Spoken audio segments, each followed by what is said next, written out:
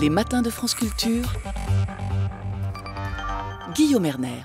Allez, c'est l'interrogation du jour, par exemple. À la une du Parisien, confinement, le retour pour freiner l'épidémie. Le Premier ministre Jean Castex annonce ce soir, après Dunkerque, Nice et le Pas-de-Calais, de nouvelles restrictions en Île-de-France et dans les Hauts-de-France, avec une question qui demeure: jusqu'à quel point? Et pour en parler, nous sommes en compagnie d'une épidémiologiste, ancienne chercheuse à l'Institut de cancérologie Gustave Roussy, Catherine Hill. Bonjour Catherine Hill. Bonjour. Je vais vous poser la question que je trouve à la une du journal L'Opinion. Confinement, 6 semaines gagnées ou perdues. On se souvient qu'il avait été question, il y a donc 6 semaines, de confiner ou non la France. Le président de la République a décidé de n'en rien faire, mais il semblerait qu'aujourd'hui, ce soit l'heure du confinement, en tout cas pour une partie du territoire, de France, les Hauts-de-France, comme je l'ai dit. 6 semaines de gagnées ou de perdues? 6 semaines de perdues, avec beaucoup de morts tous les jours et des arrivées en réanimation qui augmentent. Il y a chaque jour plus de gens qui arrivent en réanimation que la veille. Donc le système hospitalier en Île-de-France, par exemple, est complètement submergé. Ils ne peuvent plus rien faire d'autre que de caser les patients qui arrivent avec le Covid. Et ils en sont même à en envoyer ailleurs, ce qui est extrêmement difficile pour les familles. Donc on aurait dû arrêter ça plus tôt. Mais de toute façon, confiner, ça n'est que palliatif, ça calme le jeu temporairement, et quand on déconfine, les affaires reprennent. Donc il faut confiner pour tester, c'est ce que je dis depuis le début. Mais alors, avant d'évoquer les différentes pistes que vous pourriez préconiser, Catherine Hill, nous sommes déjà en partie confinés, puisque confiner, c'est avant tout une question de vocabulaire. À partir du moment où la France est sous couvre-feu à 18h, que l'on respecte les gestes barrières, etc., on peut considérer qu'on a déjà fait un certain nombre de choses pour freiner l'épidémie. Mais la preuve est dans les faits, dans la réalité. Le virus continue à circuler et continue à circuler de plus en plus, puisque le nombre de patients qui arrivent en réanimation augmente tous les jours. La seule bonne nouvelle dans cette affaire, c'est que le nombre de morts diminue. Et le nombre de morts diminue parce que la mortalité des résidents des EHPAD est passée de 200 par jour en novembre à moins de 20 par jour hier ou avant-hier. Donc, dans les EHPAD, les résidents sont vaccinés et les résidents dans les EHPAD ne vont pas mourir du Covid. Et donc ça diminue le nombre de morts.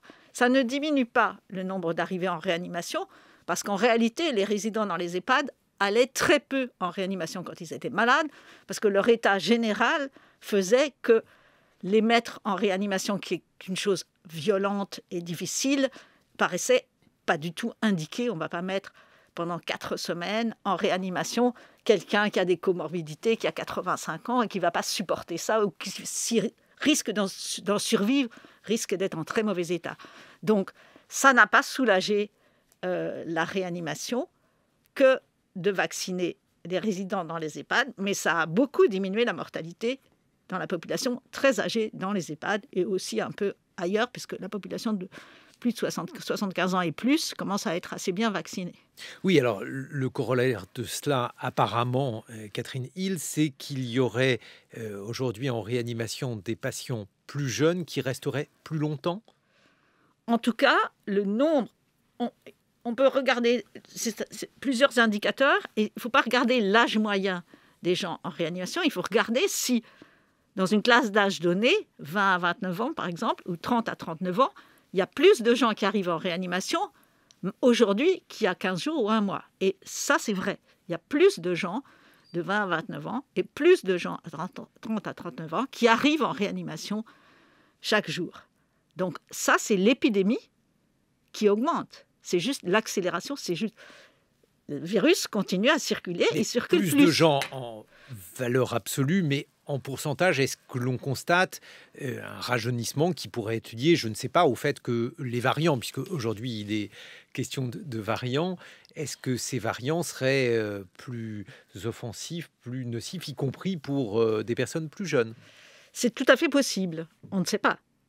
On ne peut pas savoir, en fait. On peut juste constater que l'épidémie continue, s'accélère dans les populations plus jeunes qui ne sont pas encore vaccinées.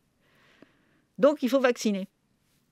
Bon, alors, en matière de vaccination, là, la situation est compliquée. Elle est compliquée du fait de la suspension du vaccin AstraZeneca. Qu'en pensez-vous, Catherine Hill? J'espère qu'on va réactiver cette vaccination. Je pense que les autorités ont tout misé sur la vaccination. Ils n'ont absolument pas misé sur trouver les gens qui étaient positifs et les isoler. On laisse le virus circuler et les cas qu'on trouve en ce moment, c'est probablement, on trouve en ce moment un cas sur 3. Et on cherche le contact de ce cas sur 3. On s'épuise à chercher les contacts de ce cas sur 3. Pendant ce temps-là, les contacts des 2 autres cas qu'on n'a pas trouvés continuent à contaminer autour d'eux. Donc ça, c'est tout à fait inefficace. Les mesures barrières ne suffisent pas. Donc il nous reste la vaccination. Est-ce qu'il faut continuer à vacciner, selon vous, à l'AstraZeneca, d'après les informations dont vous disposez, si vous considérez que celles-ci sont suffisantes?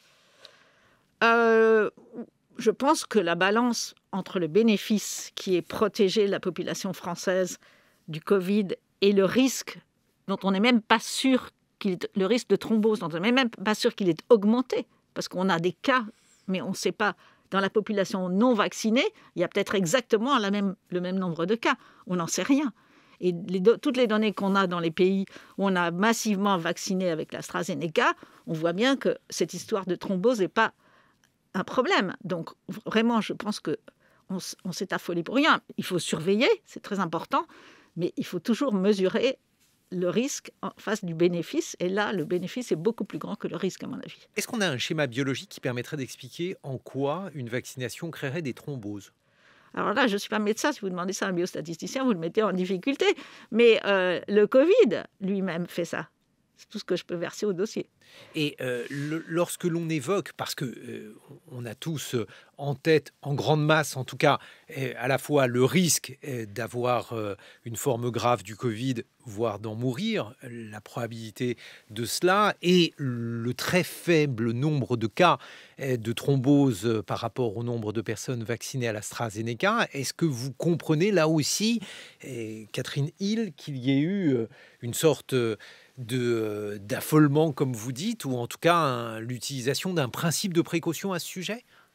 Oui, je pense que c'est une mauvaise mesure des avantages et des inconvénients de cette vaccination. Mais les autorités sont très inquiètes, toujours terrifiées, ont peur des procès, ont peur de leur ombre, finalement. Mais voilà, il faut savoir prendre des décisions, argumenter. Et je pense qu'arrêter cette vaccination était une erreur politique parce que ça scie la branche sur laquelle le gouvernement s'est assis, qui est on va vacciner et c'est comme ça qu'on va s'en sortir.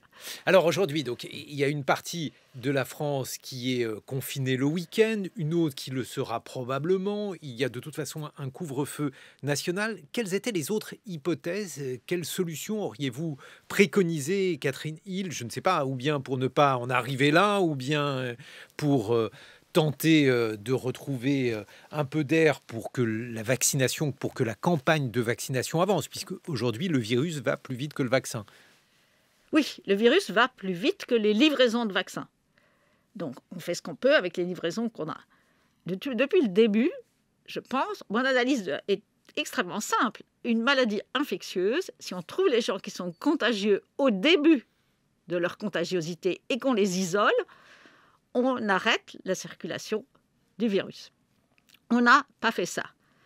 En mai, fin mai, quand les indicateurs étaient très bas, il fallait tester massivement autour des cas, comme ce qui a été fait en Australie, en Nouvelle-Zélande, en Chine, à Taïwan, en Corée du Sud. Si on teste très largement autour des cas, on trouve les gens qui sont positifs et asymptomatiques. La vacherie de ce virus, c'est que plus de la moitié des contaminations viennent de gens qui n'ont pas de symptômes. Soit parce qu'ils n'en ont pas encore, soit parce qu'ils n'en auront jamais. Et ces gens-là, c'est vous, c'est moi, on ne peut pas savoir tant qu'on n'a pas été testé. Maintenant, je suis vaccinée, donc j'ai peu de chance, vous aussi. Donc, nous avons peu de chance de transporter le virus, mais ça peut être n'importe qui. Et donc, il faut tester massivement autour des cas.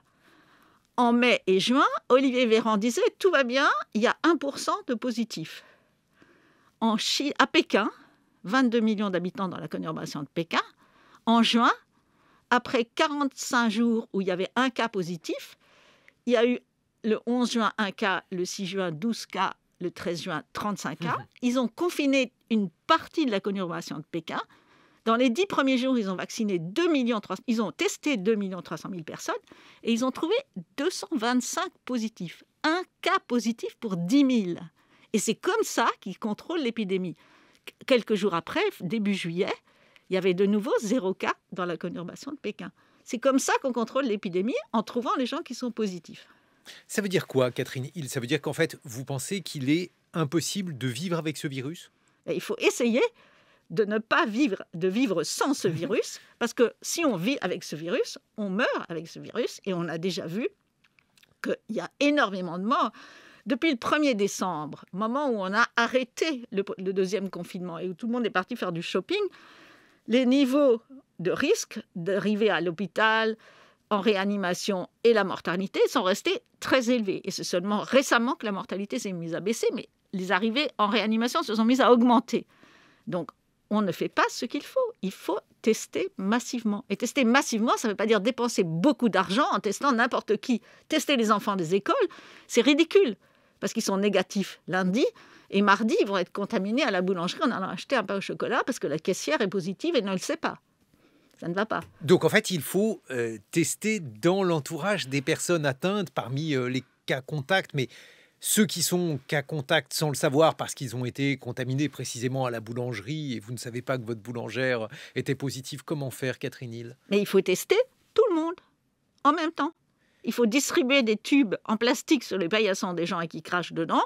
Et il faut techniquer ces tubes en faisant des tests groupés, c'est-à-dire en mettant une goutte de salive de 20 personnes dans un seul tube et en regardant s'il y a du virus dans ce tube. S'il n'y a pas de virus, ces 20 personnes sont négatives. En France, on ne sait même pas aujourd'hui quelle proportion de la population est positive. Peut-être 1%, peut-être 2%, à l'instant T. On a essayé de faire des tests massifs à l'échelle d'une ville, par exemple au Havre, et ça n'a pas vraiment donné satisfaction. Pourquoi? Ce n'était pas du tout organisé pour que ça marche. C'est évident que si vous mettez un barnum sur la place du village ou 3 barnums dans la ville du Havre et vous leur dites « venez vous faire tester », c'est évident que ça ne va pas marcher. D'ailleurs, à l'époque, Philippe disait « si la moitié de la population vient, en réalité 10% ou 15% sont venus, ça sera un grand succès ». Donc ça veut dire qu'on ne visait pas un dépistage massif. Pour faire un dépistage massif, il faut que toute la population de la ville comprenne ce qu'on fait. On cherche à trouver les gens qui sont contagieux et qui ne le savent pas. Donc il faut que tout le monde soit testé en même temps. On peut aussi utiliser les dépistages dans les eaux usées. Si à la sortie de cette barre d'immeuble, il n'y a pas de virus, c'est que personne n'est positif dans cette barre d'immeuble. On n'est pas obligé d'aller les tester un par un. Et il faut faire un truc qui soit une opération de communication où les employés municipaux, les travailleurs sociaux, etc., soient dans le coup, les gens dans les écoles aussi et dans les entreprises, et que tout le monde s'y mette et qu'on teste tout le monde. Et comme ça, on commence à sortir la tête de l'eau. On n'a jamais essayé ça. On a fait semblant, en fait. Ce dépistage massif, c'était vraiment faire semblant. Difficulté supplémentaire, le variant dit breton, Catherine Hill, serait indétectable au test PCR. Qu'est-ce que vous en pensez? Ça, c'est un fait. Les tests PCR cherchent des petits bouts du virus et cherchent la copie exacte de l'ARN du virus à cet endroit-là. Si le virus breton est muté à cet endroit-là, le test PCR ne retrouve pas le petit bout et dit « moi, je ne trouve pas le petit bout qui me permet d'habitude de reconnaître le virus ». C'est tout. Oui, mais là aussi, cela peut nous plonger dans des abîmes de perplexité, parce que ça signifie peut-être qu'il y a des variants, je ne sais pas, charentais, qui sont aujourd'hui indétectables et que parmi les asymptomatiques, eh bien, il y a des personnes donc, qui, par définition, ne se sentent pas malades, ne sont pas détectées comme malades, ce qui veut dire que notre connaissance de l'épidémie est encore plus parcellaire peut-être que ce que l'on imagine. Oui, d'où l'importance de séquencer un échantillon représentatif, si on peut, des virus. Alors c'est difficile parce que justement, on peut séquencer des échantillons représentatifs que des virus qu'on a trouvés. Et donc il y a toute la partie de la circulation asymptomatique qu'on ne va pas trouver. sauf à tester des échantillons représentatifs de la population, chose que les Anglais font depuis le début. Depuis le 1er mai, à intervalles réguliers, Ipsos Angleterre aide Imperial College à Londres à constituer un échantillon représentatif de la population d'Angleterre, pas du Royaume-Uni, juste l'Angleterre. Donc, ces 150 000 personnes, ils ont déjà fait 8 sondages comme ça. Le premier sondage, c'était entre le 1er mai et le 1er juin, et le dernier sondage dont j'ai connaissance, mais il y en a peut-être eu un depuis, est début janvier 2021.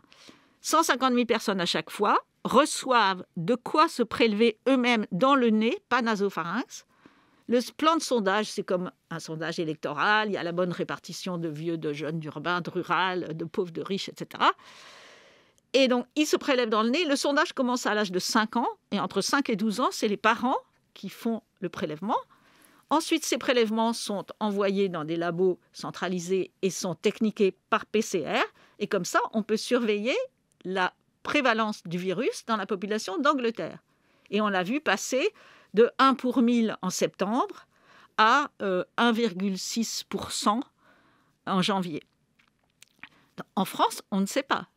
Et sur ces 150 000 prélèvements, on peut encore en tirant au sort un sous-groupe et les séquencer. Et ça donne exactement une image des virus qui circulent en Angleterre. En France, on ne fait pas du tout ça. On demande à chaque laboratoire, en ce moment on fait ces enquêtes flash, on demande à chaque laboratoire d'envoyer pour séquençage les 5 premiers prélèvements qu'ils ont. Et ça, c'est un très mauvais plan de sondage parce que le labo qui n'a pas beaucoup de cas, il va envoyer tous ces cas. Et le labo qui a énormément de cas, il va envoyer que 5 cas. Donc ça ne donnera pas du tout une bonne répartition des séquences. Et en plus, ce sont seulement les prélèvements qui sont faits. Donc ils sont faits parce que les gens sont symptomatiques ou parce qu'ils sont en contact ou parce qu'il y a une raison de les faire. Donc en France, on n'a pas une bonne connaissance de la circulation des variants.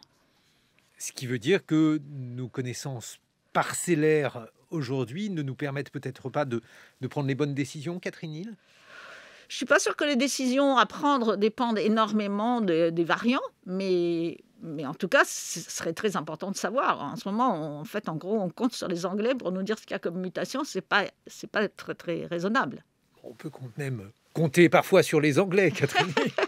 On se retrouve dans une vingtaine de minutes. Vous serez rejointe par Pascal Crépet, qui est épidémiologiste et biostatisticien. En attendant, il est 8h sur France Culture. Excellent réveil à tous. 7h-9h, les matins de France Culture, Guillaume Erner. Plus les mesures sont prises tôt, plus elles sont efficaces. Une phrase sur laquelle Catherine Hill et Pascal Crépet tomberaient d'accord. Catherine Hill est avec nous, vous êtes épidémiologiste et nous accueillons Pascal Crépet. Bonjour. Bonjour. Vous êtes enseignant-chercheur au département d'épidémiologie et de biostatistique de l'École des hautes études en santé publique. Votre point de vue, Pascal Crépet, sur la situation de la France par rapport à cette épidémie de SARS-CoV-2 ? Bien, malheureusement, alors qu'il y a encore quelques mois, on pensait qu'on allait pouvoir laisser tout ça derrière nous, les variants, et notamment le variant anglais, a changé la donne. Et aujourd'hui, nous voyons que la situation se détériore et appelle très certainement à renforcer les mesures de contrôle de cette épidémie. Donc on peut garder l'espoir que dans les mois à venir, les choses reviennent à une forme de normalité. Mais à l'heure actuelle, effectivement, la situation est inquiétante. Inquiétante, et est-ce que le fait de reconfiner sous une modalité ou une autre les Hauts-de-France, l'Île-de-France, peut-être d'autres régions, après donc Dunkerque, Nice et le Pas-de-Calais, puisqu'ils sont déjà sous le coup d'un confinement le week-end, est-ce que ça vous paraît être une solution judicieuse, Pascal Crépet ? Alors, confiner ou en tout cas utiliser des mesures de contrôle de l'épidémie, de réduction des contacts interindividuels, je ne sais pas, mais ce qui est certain, c'est que aujourd'hui, étant donné l'hétérogénéité de la dynamique de l'épidémie en fonction des territoires, la stratégie territorialisée semble vraiment avoir du sens. Et effectivement, il faut essayer de réduire encore un peu plus les moments où les gens s'infectent, infecte, que ce soit au travail ou lors d'événements familiaux ou autres. Et c'est ainsi que l'on réussira à contrôler cette épidémie. Catherine Hill. Moi, je ne crois pas du tout à la territorialisation, c'est vraiment un mot tordu, parce que le virus est partout, et il y a des endroits où il y en a un peu plus qui circulent à l'instant T, mais tout ça peut changer. Et si on reconfine Paris, par exemple, si on reconfine l'Île-de-France furieusement, qu'est-ce qui va se passer? Juste avant l'instauration du confinement, un tas de gens vont partir, s'installer à la campagne, parce qu'ils ne peuvent pas rester à Paris avec des enfants petits, dans des appartements petits, ils deviennent fous. Et donc, s'ils ont un moyen de s'échapper, ils vont s'échapper. Donc, le virus va circuler plus et sortir de là où il y en a plus pour aller ailleurs. On a bien vu au début, quand il y avait les départements qui étaient rouges et oranges, on disait on fait plus attention là parce que c'est rouge, mais le département orange devenait rouge après. C'est ridicule. Et le département vert devient orange et finit par devenir rouge et on est obligé de confiner partout. Donc, ces histoires territoriales, ça ne marche pas, je crois. Mais justement, le fait de laisser les écoles ouvertes, puisque apparemment la fermeture des écoles n'est pas du tout à l'ordre du jour, ça va quand même un peu fixer les familles. Vous ne pouvez pas, sauf à vouloir déscolariser vos enfants, Catherine Hill, vous ne pouvez pas bouger. Donc alors ça s'adresserait plutôt à des personnes qui n'ont pas d'enfants ou des retraités, par exemple. Il y a des gens qui n'ont pas d'enfants, il y a ceux dont les enfants sont suffisamment petits pour qu'on puisse les sortir de la crèche et de l'école maternelle. Donc tout ça, ça va augmenter l'agitation de la population. Ça, je vous parie que les gens vont partir et vont bouger. En plus de ça, c'est plus difficile de faire respecter un confinement localisé parce que les gens ont l'impression que c'est inégal et donc donc moi je ne crois pas beaucoup à cette histoire de mesures territoriales. Je comprends bien que la pression en Île-de-France est considérable et qu'il faut faire quelque chose. Mais je ne suis pas sûre que ça soit une très très bonne idée. Pascal Crépet, vous qui étudiez les modèles, le fait de confiner le week-end, le fait de faire un couvre-feu à 18h, bref, que sait-on sur l'efficacité de ces différentes mesures?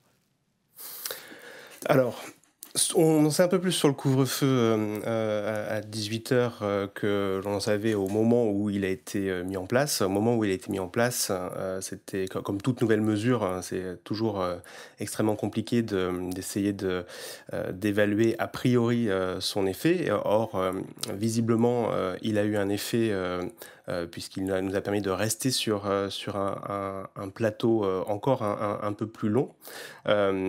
Pour le confinement du week-end, je pense qu'à l'heure actuelle, il est peut-être encore un peu tôt pour évaluer son effet, pour la bonne et simple raison que dans les régions, dans les territoires dans lesquels il a été mis en place, il y avait encore les vacances scolaires. Et donc essayer de différencier l'effet des vacances scolaires par rapport à l'effet de ce confinement du week-end, ça semble un peu ardu. Et par ailleurs, ce confinement du week-end, a priori, il aurait un intérêt et un effet fort si les contaminations avaient essentiellement lieu le week-end. Or, ce n'est pas vraiment ce que l'on voit dans les chiffres. Et donc, c'est un peu comme si vous reculiez pendant 2 jours et puis vous avanciez ensuite pendant 5 jours, pendant la semaine. Et donc, lorsqu'on fait 2 pas en arrière et 5 pas en avant, on n'a pas tendance à reculer au final, mais plutôt à continuer d'avancer. Alors certes, peut-être qu'on ralentit l'épidémie, mais quand on regarde les chiffres, que ce soit dans le nord ou dans le sud de la France, les situations n'ont pas flagrantes, notamment dans le nord, où on continue de voir une progression du nombre d'admissions à l'hôpital.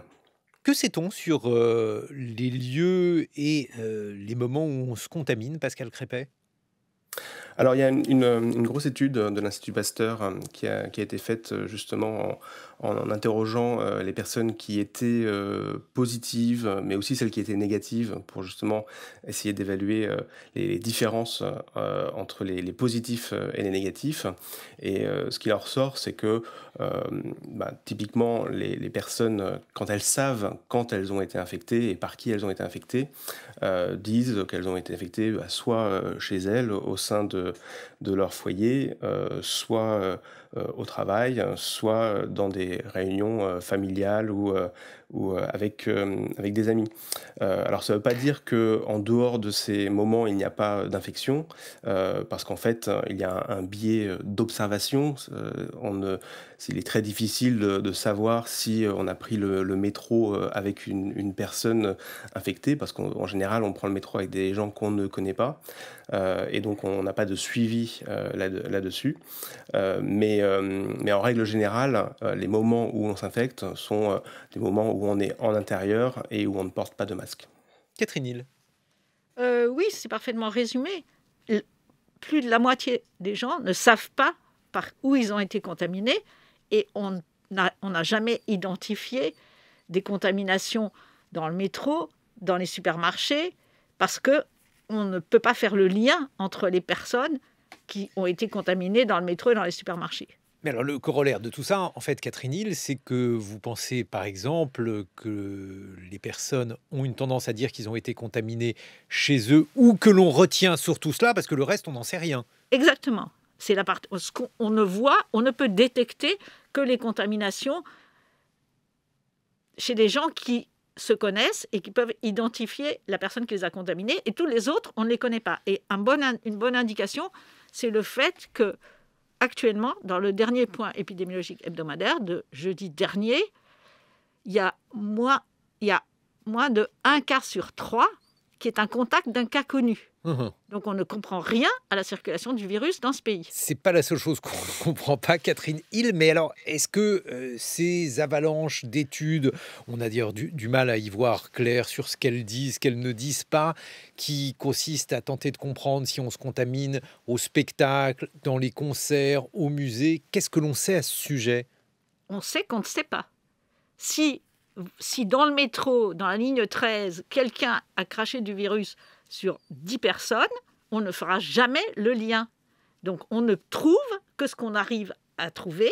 Donc on détecte les contaminations dans les entreprises, chez les amis et dans les familles, et on ne détecte pas les contaminations dans les salles de spectacle quand il y en avait, dans les transports en commun, et dans les supermarchés, dans les boutiques, etc. On ne les détecte pas parce qu'on ne sait pas, on ne peut pas faire le lien entre les personnes. Donc on ne sait pas, c'est tout. Pascal Crépet, il y aurait une liste des questions qui ont peu de réponses ou des énigmes qui demeurent avec le Covid, notamment des situations nationales ou locales. Il y a par exemple eu une suite d'articles pour dire par exemple qu'on ne comprenait pas la situation en Inde, puisqu'il y a eu des sérologies de fait. On s'est rendu compte que le niveau des contaminations en Inde était très haut, alors que le niveau des morts était plutôt bas. Par exemple, à ce sujet, que disent vos modèles? Comment réagissez-vous par rapport à ce qui paraît être un peu des aberrations statistiques? Alors, c'est pas forcément le modélisateur qui va vous répondre, c'est plutôt l'épidémiologiste. Et la première réaction d'un épidémiologiste quand il regarde des données, notamment des données de surveillance, c'est de chercher les biais, de se poser la question où sont les biais.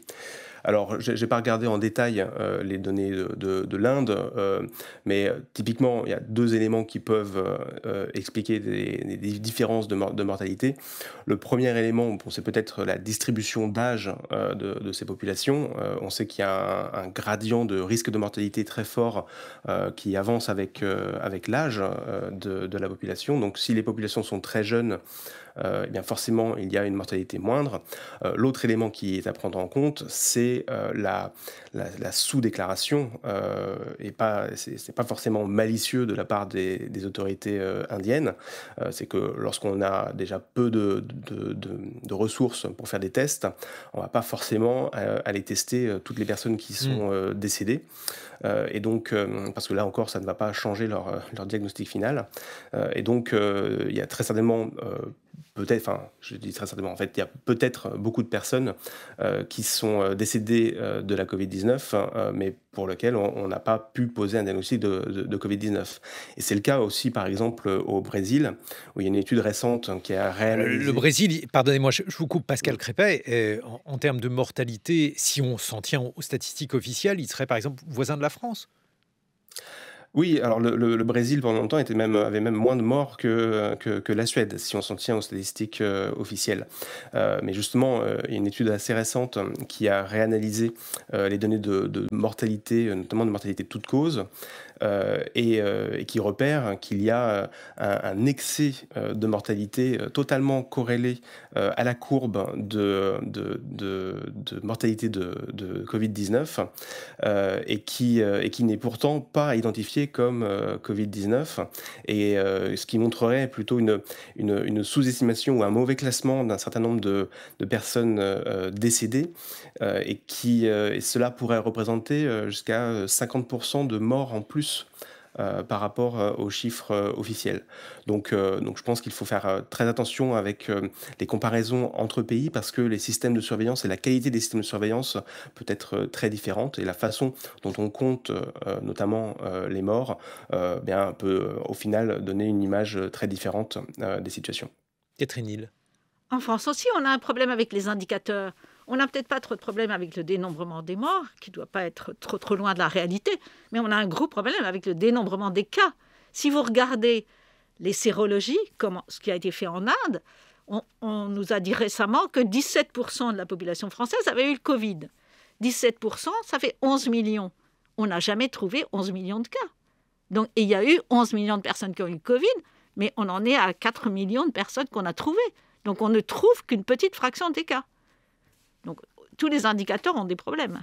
Mais alors, justement, dans ces conditions, Pascal Crépet, comment modélise-t-on ? Parce que aujourd'hui, on a l'impression de vivre un peu sous l'empire des modélisateurs, puisqu'on prévoit l'avenir. Alors, il ne s'agit pas donc d'expliquer le passé, parce que ça, on arrive toujours à le recomposer, mais les décisions sanitaires, elles sont prises sur la foi de modélisation qui, jusqu'à présent, ont toujours été plutôt pessimiste, plus pessimiste que la réalité, vous diriez ça, Pascal Crépet ?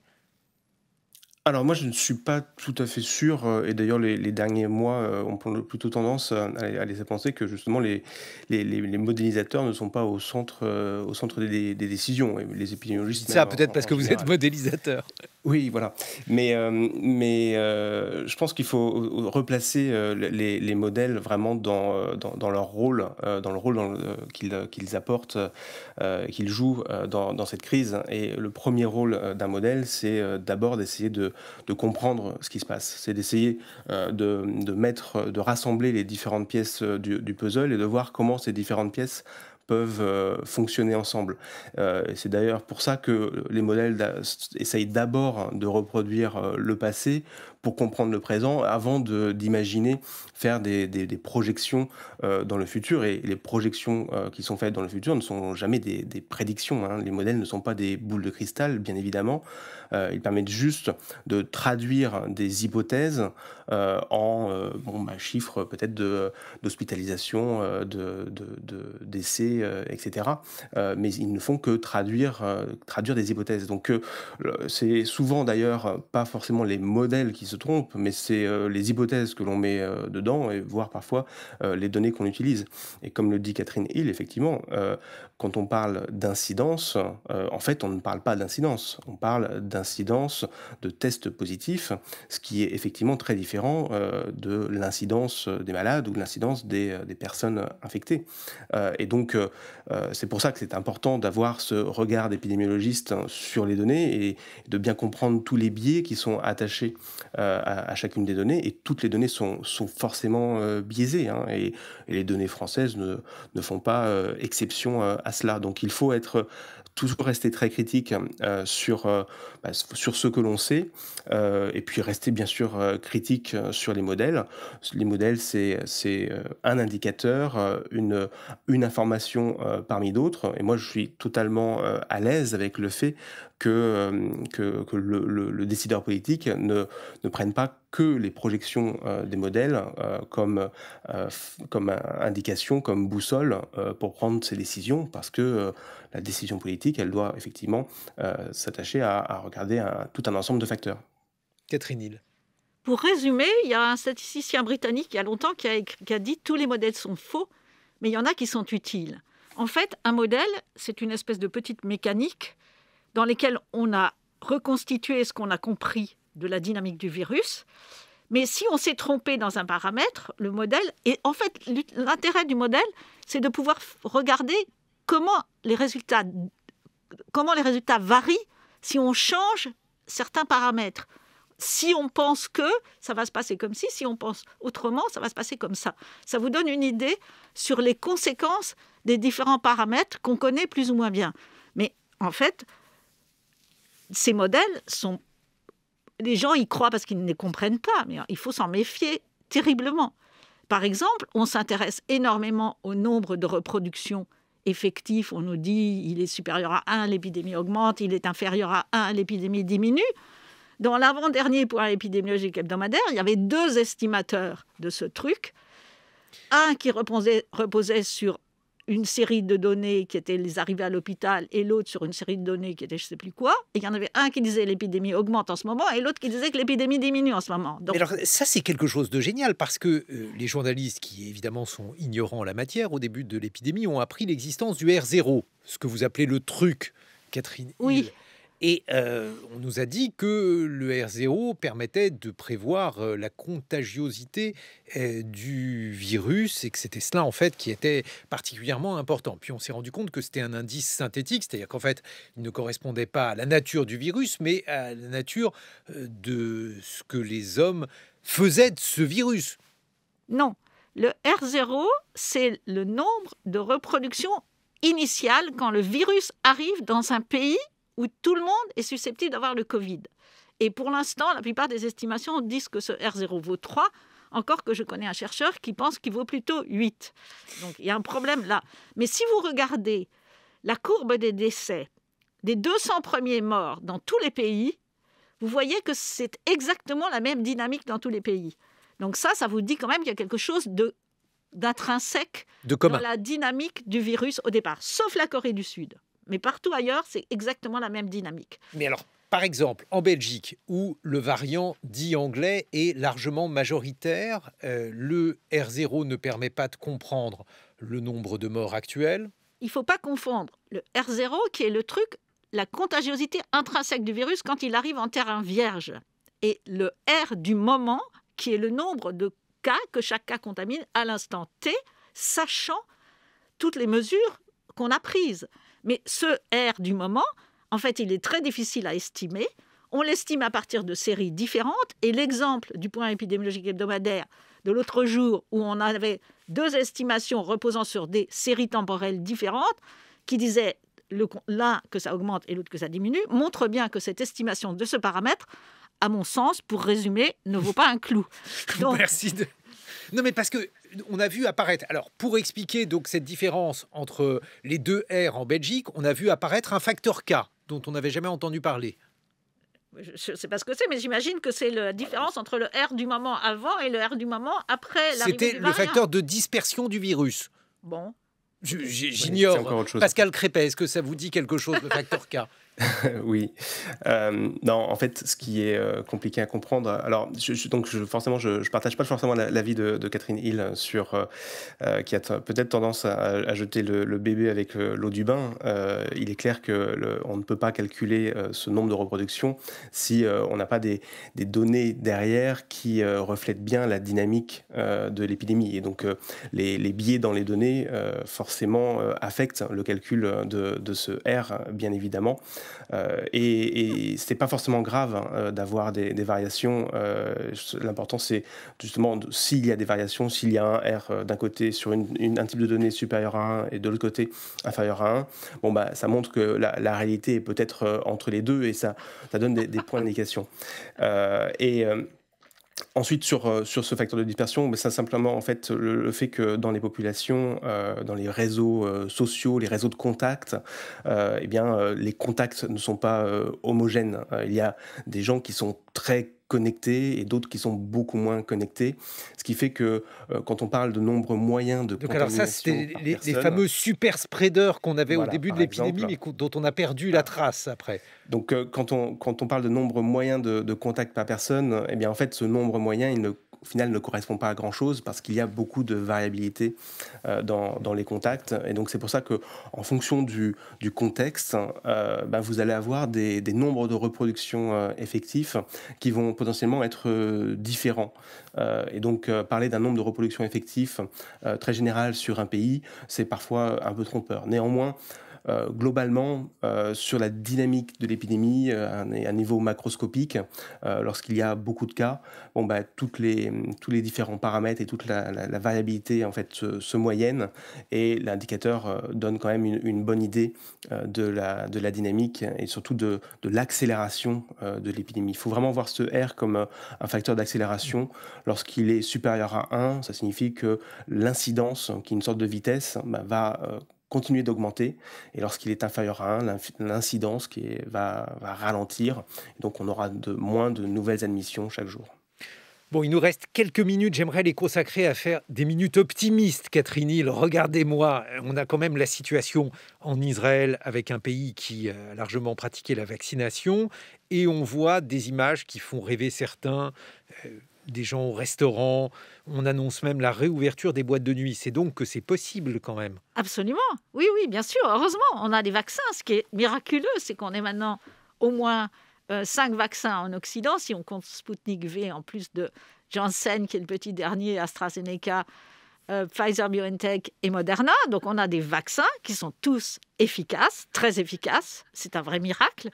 Et donc, le tout, c'est qu'ils arrivent et qu'on les distribue. Efficace contre les variants également. Qu'est-ce que l'on sait à ce sujet? Je ne suis pas très au point là-dessus. J'ai l'intention de me pencher sur la question. Pascal Crépet.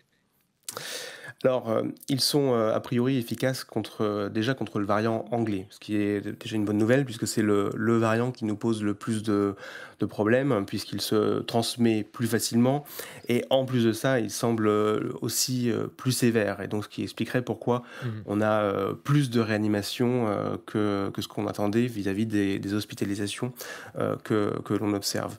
Donc le fait qu'il soit efficace contre ce variant anglais, c'est déjà une très bonne chose. Il y a encore un peu d'incertide sur leur efficacité vis-à-vis des variants brésiliens et sud-africains, mais les études vont arriver et vont nous montrer à quel point ils sont efficaces. A priori, ils pourraient être peut-être moins efficaces, mais pas totalement inefficaces.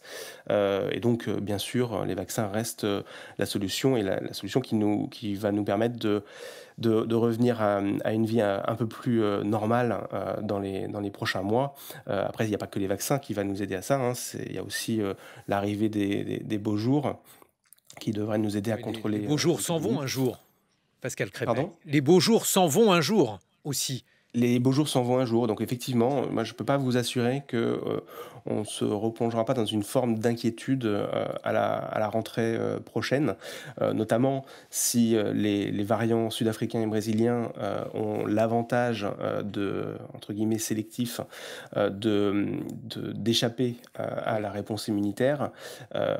Même si la population sera immunisée d'ici septembre prochain, il est possible que la problématique variant résistant à l'immunité revienne sur la table.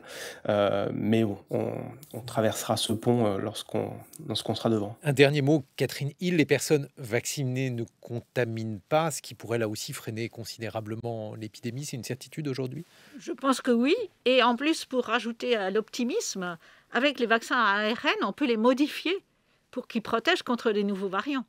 Donc, on va s'en sortir à cause des vaccins. Merci de finir sur cette parole optimiste. Catherine Hill et Pascal Crépet, merci de nous avoir éclairés. Vous êtes épidémiologiste, Catherine Hill, et Pascal Crépet, enseignant-chercheur au département d'épidémiologie et de biostatistique de l'École des hautes études en santé publique.